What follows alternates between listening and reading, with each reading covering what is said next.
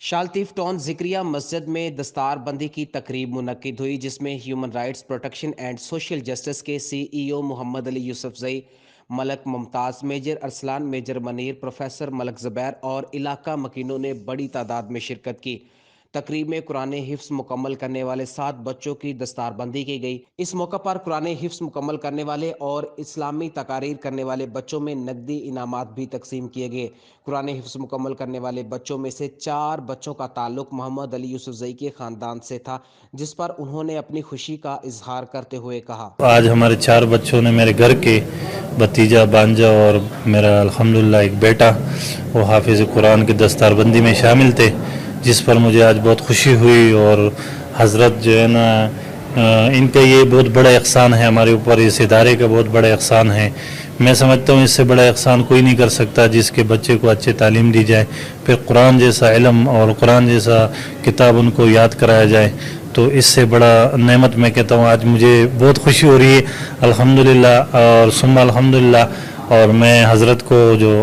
مولانا عبدالخالق صاحب ہیں، ان کی کاوشوں کو، جو اپنے بیماری کے اور شوگر کے اور تمام مصروفیات کے باوجود اس ادارے کو ہمیں ٹائم دیتے ہیں اور یہاں پہ ہماری پوری ہیلپ کرتے ہیں، تو ہم ان کی جو ہے نا سلام پیش کرتے ہیں۔ اور ساتھ میں جو ہے نا ان کا میں بڑا احسان ہوں، ساتھ میں مولانا احسان صاحب ہے، جنہوں نے مجھ پر بڑا احسان کیا، جنہوں نے مجھے خصوصاً کہا کہ یہ بچے ہمارے حوالے کر۔ آج الحمدللہ ہمارے بچے بہت اعلیٰ اور بڑے عزت سے آج حافظ قرآن بنے، اور حافظ رفیع اللہ بنا، حافظ سمیع اللہ بنا، حافظ عبداللہ بنا اور حافظ عدنان بنا، تو الحمدللہ ثم الحمدللہ۔ آج کا ہمارا یہ پروگرام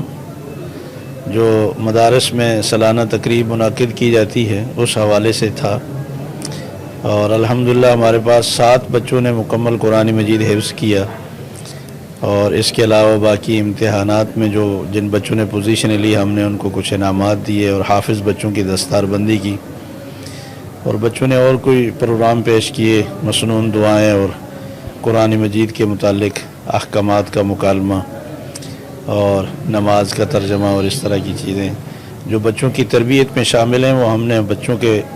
والدین اور اہل محلہ کے سامنے رکھی تاکہ لوگوں میں بھی شوق پیدا ہو۔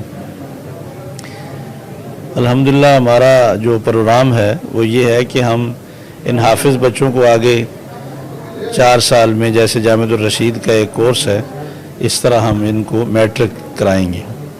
اور اس کے ساتھ ہم عربی لینگویج اور انگلش لینگویج اور اس کے ساتھ جو ہماری معاشرے کی ضرورت ہے وہ بھی انشاءاللہ ان کی پوری کریں گے، تاکہ یہ بچے قوم میں جا کر کام کر سکیں۔ کیمرامین احمد بیگ اور ساتھی رپورٹر ایاز مغل کے ساتھ اسحاق جاوید، HR نیوز، کراچی۔